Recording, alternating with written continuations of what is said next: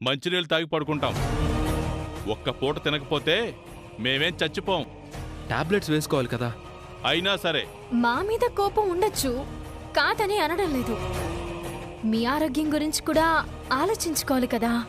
మా ఆరోగ్యాల సంగతి మేం చూసుకుంటాంలే. పోనీ సిలిండర్ అయినా తీసుకెళ్ళండి. ఏం అవసరం లేదు. అమ్మా నాన్నలు తినకపోతే నేను తిననవని.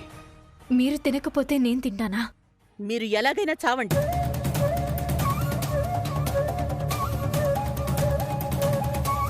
పంతం ఎంతటి పనైనా చేయిస్తుందంటే ఇదే బావా.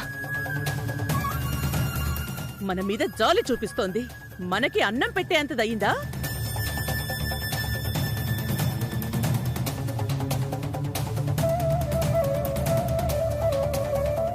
ఆకలితో చాలా ఇబ్బంది పడిపోతారు. చెప్తుంటే వినడం లేదు.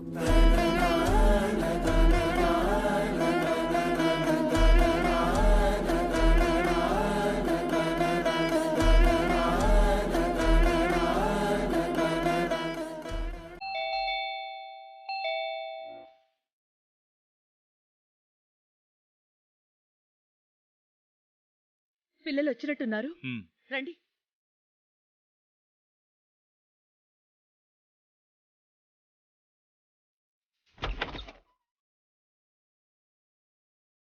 ఫుడ్ ఆర్డర్ చేశారండి. ఆర్డరా? అవునండి. ఎవరు చేశారు? ఎవరో నిహారిక అంట.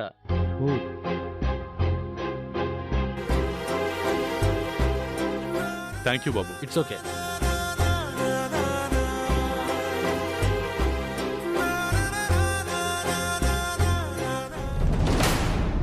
ఎవరండి వచ్చింది?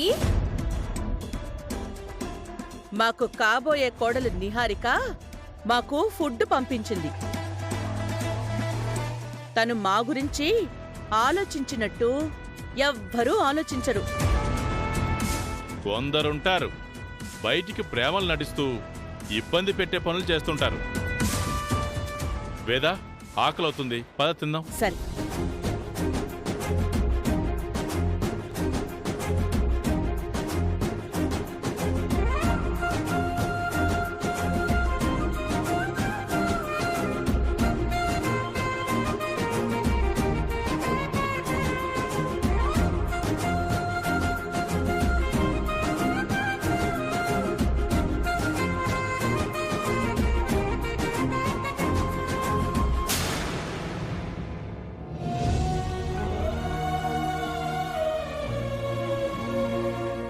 నిహారిక ఇన్ని రోజులకు ఒక మంచి పని చేసింది.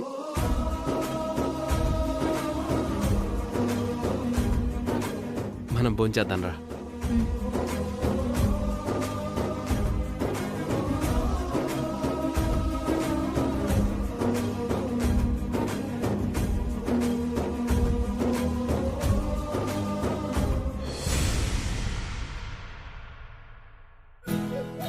ముత్యమంతా పసుపు ముఖమెంతో ఛాయ, ముత్తైదు కుంకుమ బతుకంత ఛాయ, ముద్దు మురి పాలలకు ముంగిళ్ళలోన, మూడు పువ్వులు ఆరు కాయలు కాయ, ముత్యమంతా పసుపు ముఖమెంతో ఛాయ.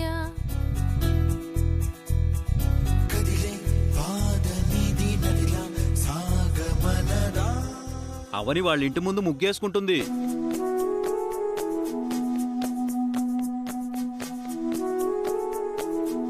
అయ్యో రామా, అలా చూస్తున్నారేంటండి? కొద్ది రోజుల నుంచి మా ఇంటి ముందు ముగ్గు వేయడం లేదు. అందుకే ఈ రోజు నుంచి మొదలు పెట్టాను. రేపు తులసి కోట కూడా తెచ్చి పెట్టుకుంటాను. ఎక్కడా? నీ నెత్తి మీద? కాదు, నీ నెత్తి మీద. అయ్యో రామా, నీ నెత్తి మీద పెట్టకూడదు. పవిత్రమైన తులసి అపవిత్రం అయిపోతుంది.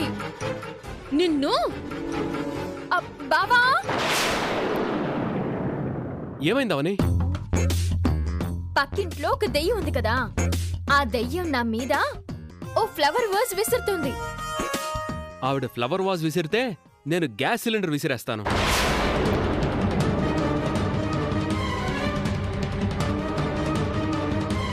నా భార్యను ఎవరైనా ఏదైనా అంటే ఊరుకునేది లేదు. వసంత నువ్వు విసరవే, ఏం చేస్తాడో చూద్దాం. నేను చావాలన్నా నీ ప్లాన్ అంతా? అన్నయ్య ఉద్దేశం అలాగే ఉంది మరి. సిస్టరు నువ్వు అంటించకు.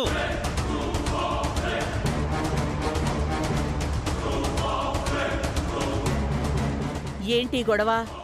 ఆ పక్కింటిది మన మీదికి గొడవకొస్తుందమ్మమ్మా. తెగించిన వాళ్ళు కదా, ఏదైనా చేస్తారు. వాళ్ళ సంగతి వదిలేయండి.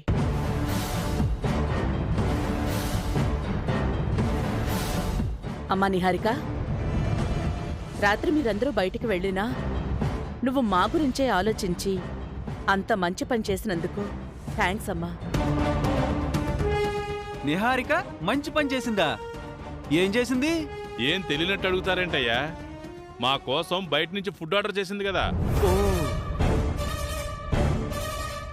రాత్రి నిహారిక మనతోనే ఉంది. ఎప్పుడు ఆర్డర్ ఇచ్చింది? అప్పుడు మీరు లేరేమో.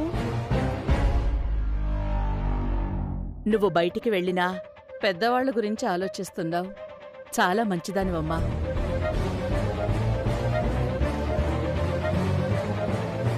వంటలైతే చాలా బాగున్నాయి. ఏ హోటల్ నుంచి తెప్పించావో గాని అన్నీ చాలా చాలా బాగున్నాయి. అవునమ్మా, హోటల్ ఫుడ్లా లేదు, ఇంటి ఫుడ్లా ఉంది. మా పట్ల నీకున్న శ్రద్ధకి మాకు చాలా సంతోషం అనిపించింది అనుకో. ఒక కోడలికుండాల్సిన లక్షణాలన్నీ నీకున్నాయి. నేను ఆర్డర్ ఇవ్వలేదు అత్తయ్య.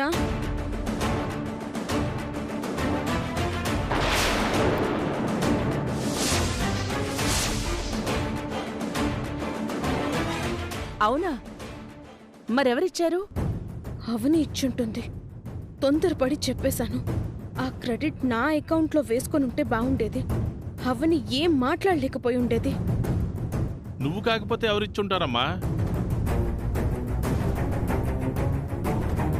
ఆహా, అది అత్తయ్య.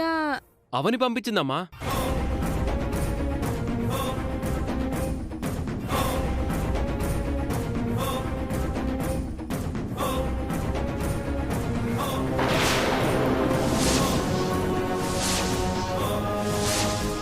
మీరు భోంచేయకుండా ఉండేసరికి మాకు చాలా బాధ అనిపించింది.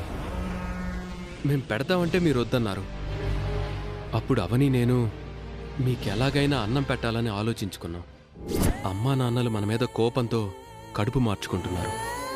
వాళ్ళు తినకుండా మనమెలా తింటాం? నేను బయట నుంచి ఆర్డర్ చేస్తాను. బయట నుంచి వద్దు బావా, నాకు ఆనందం అనిపించదు. నా చేతి వంటే అత్తయ్య మావయ్యలు తినాలి. అడిగితే వద్దన్నారు కదా. ఒక పంచే, నువ్వు నీ ఫ్రెండ్ ప్రకాష్ ఉన్నాడు కదా, తనని పిలిపించు. ఈలోపు నేను బయట ఫుడ్లా ప్యాకింగ్ చేస్తాను. తనతో పంపిద్దాం. సరే అవని.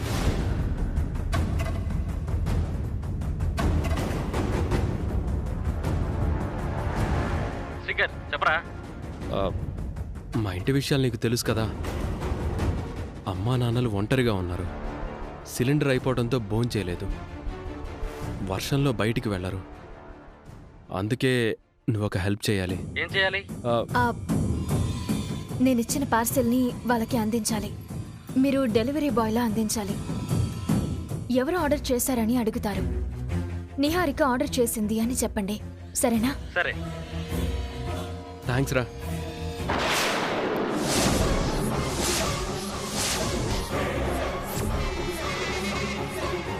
మీరు భోంచేస్తున్నప్పుడు మేము దూరం నుంచి చూసామమ్మా.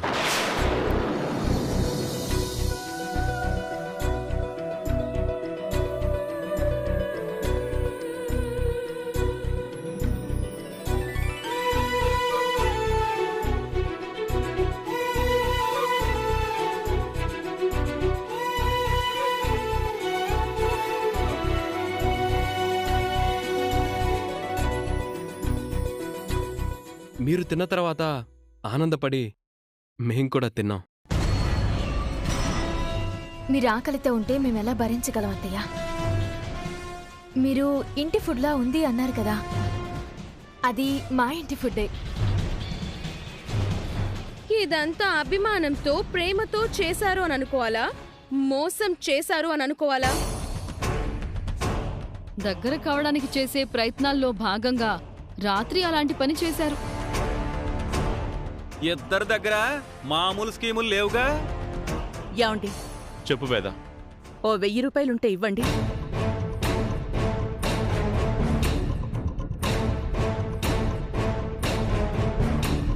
ఇలారా.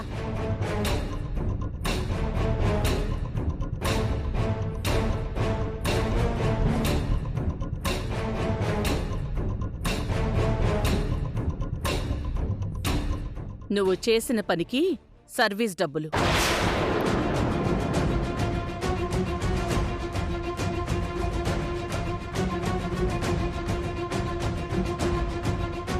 బయట హోటల్ నుంచి తెచ్చి తిన్నాము అనుకుంటాం.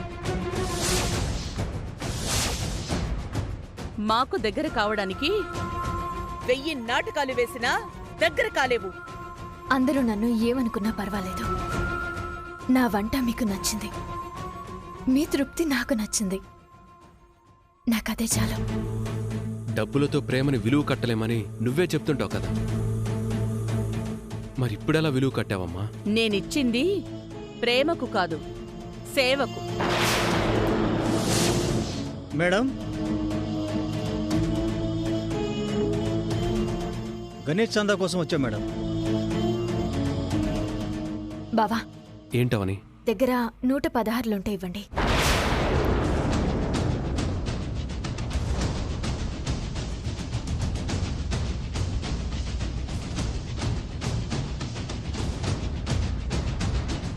వేదవతి ప్రసాదరావు గార్ల పేర్ల మీద 1116లు రాసుకోండి. అలాగే మేడం.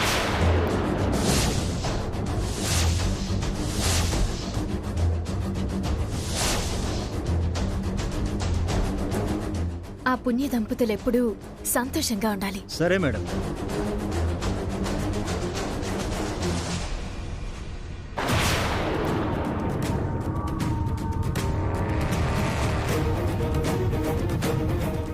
ఏవి ఎక్కడికి చేరాలో అక్కడికి చేరుతాయత్తయ్య. రా బావా.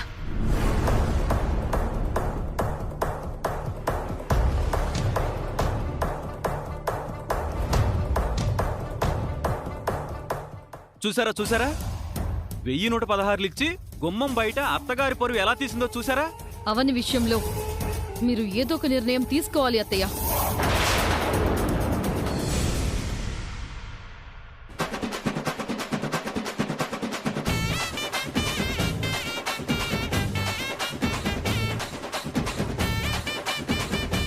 ఓకే అక్క, నువ్వు పక్కకెళ్ళి. బావా, నువ్వు వెళ్ళరా. బామూర్తి, ఈ కొలతలెందుకు? మాకు బట్టలు కుడతావా? అవును బావా, కరెక్ట్గా చెప్పావు. బట్టలే కుడతాను. ఇలా రా.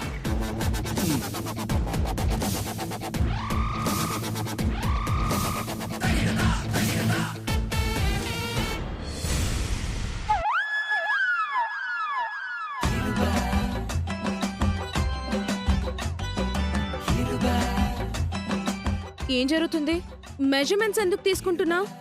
ఏం లేదు నిహారిక, ఫ్యూచర్లో 2 పెట్టెలు రెడీ చేసి అందులో నా అక్కని బావని పడుకోబెట్టి శ్మశానానికి పార్సల్ చేద్దాం అనుకుంటున్నాను.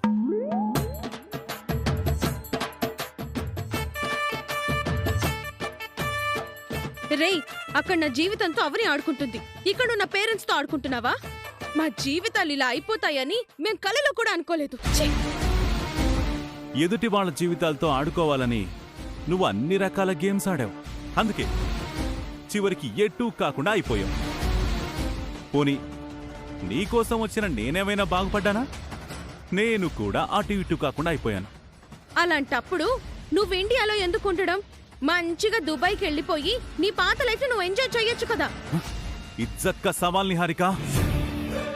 నేను ఇండియా నుంచి పెళ్ళాంతో వెళ్ళకపోయానంటే నా ఫ్రెండ్స్ నాకు రకరకాల పేర్లు పెట్టేస్తారు.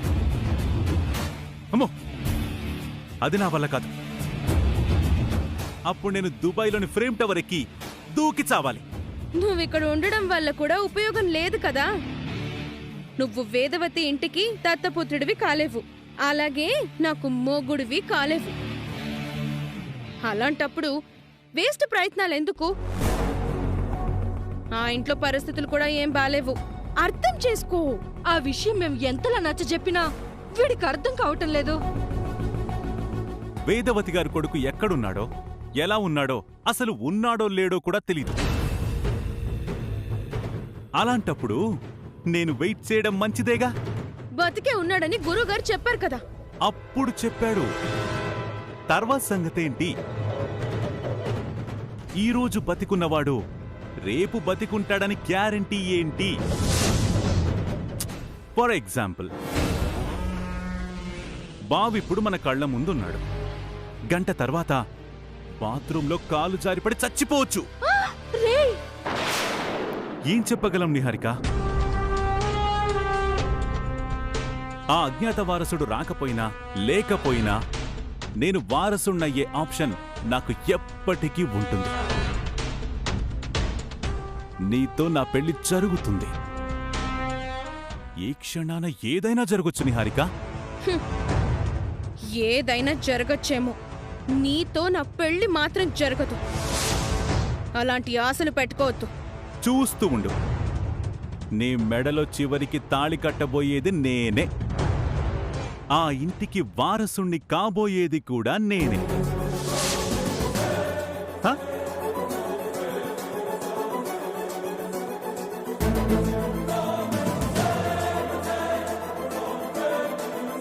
నువ్వేమో ఆ ఇల్లు వదిలి రావు, వీడేమో ఈ ఇల్లు వదిలిపోడు. అంతా మా కర్మం. సర్లే, నువ్వేంటమ్మా ఇలా వచ్చావు? కాసేపు ఇక్కడైనా ప్రశాంతంగా ఉందామని వచ్చాను. ఇక్కడ కూడా అంతే. చిచి, నిహా ఆగు. పాపం, నిహారికకొచ్చిన కష్టం ఇంకెవ్వరికీ రాకూడదు.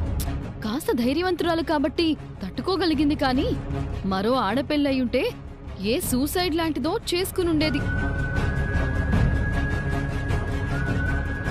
ఒకటా రెండా, నిహారికకి ఎన్ని అవమానాలు! నాలాంటి దాన్నైతే నిజంగానే ఏదో ఒకటి చేసుకొనుండేదాన్ని.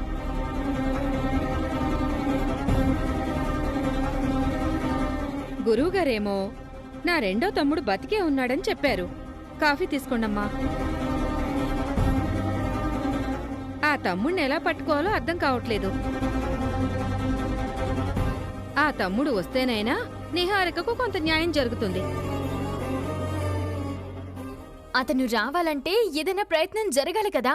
నీకు సంబంధం లేని విషయం ఇది. నువ్వు కల్పించుకోకు. సలహా ఇవ్వడంలో తప్పే ఉంది. ఉచిత సలహాలు అవసరం లేదు. అయితే డబ్బులివ్వండి. చూసారా ఆవిడ గారి వెటకారం ఎలా ఉందో? సిగ్గులేని బతుకులు. ఎన్ని మాటలన్నా బుద్ధి రాదు. ఏదో ఒక ప్రయత్నం చేయకుండా దేవుడా నీదే భారమని వదిలేయటం కరెక్ట్ కాదని అవని చెప్పడం కూడా తప్పేనా?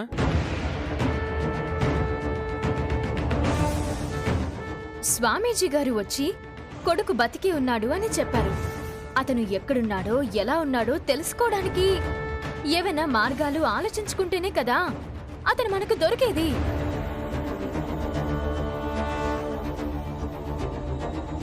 చిన్నప్పుడు మిస్ అయిన వారు కొన్ని సంవత్సరాలకు గాని దొరకరని రోజు పేపర్లోనూ న్యూసుల్లోనూ చూస్తూనే ఉన్నాం కదా. అన్న ఇప్పుడు ఎలాంటి సిచ్యువేషన్లో ఉన్నాడో ఏంటో. అయ్యోయ్యోయ్యోయ్యో, చూడండి, పేపర్లో అలాంటి న్యూసే వచ్చింది. ఏమొచ్చింది? ఎవడో 20 సంవత్సరాల క్రితం తప్పిపోయాడంట. వాడి గురించి, ప్రస్తుతం వాడున్న పరిస్థితి గురించి నిజం తెలిసి అందరూ షాక్ అయ్యారంట. సంతోషించాలి కానీ షాక్ అవ్వడం ఎందుకు? అవును పెద్దిరాజు గారు, అది ఒక ఎమోషన్. షాక్ ఎందుకు? మర్డర్ కేసులో జైల్లో ఉన్నాడంట.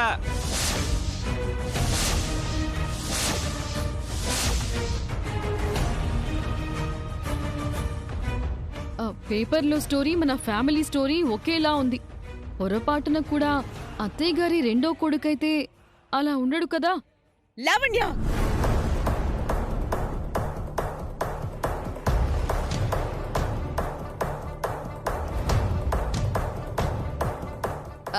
అత్తయ్య, ఏ వాతావరణంలో పెరిగితే ఆ వాతావరణ పరిస్థితులే మనుషుల మీద ప్రభావం చూపిస్తాయని అంటారు. అందుకే అలా అన్నాను. నా కడుపున పుట్టిన బిడ్డ ఎలాంటి చోట పెరిగినా సంస్కారవంతంగానే పెరుగుంటాడు.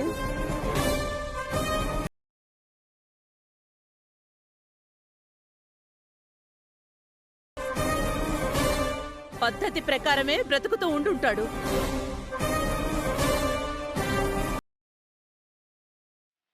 నీతిగా నిజాయితీగానే ఉండుంటాడు. నా కొడుకు గురించి చెడుగా ఊహించకండి. ఎక్కడున్నాడో తెలియని మనిషి గురించి తప్పుగా మాట్లాడకండి.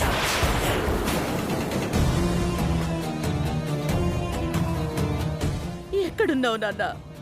నిన్ను చూడాలని ఈ అమ్మ ఎదురు చూస్తోంది. ఏదో రకంగా అమ్మని చేరుకో నాన్న.